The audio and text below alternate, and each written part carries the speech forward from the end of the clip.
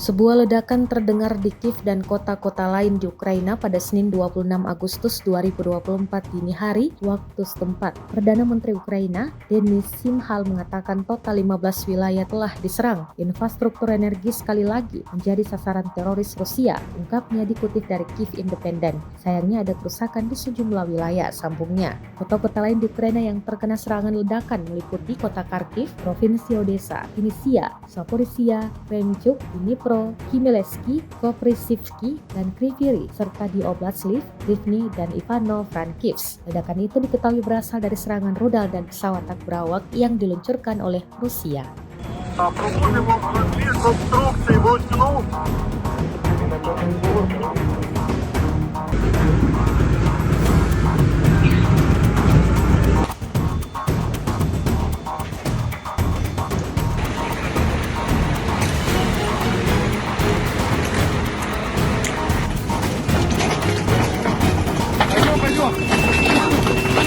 Объединились туда.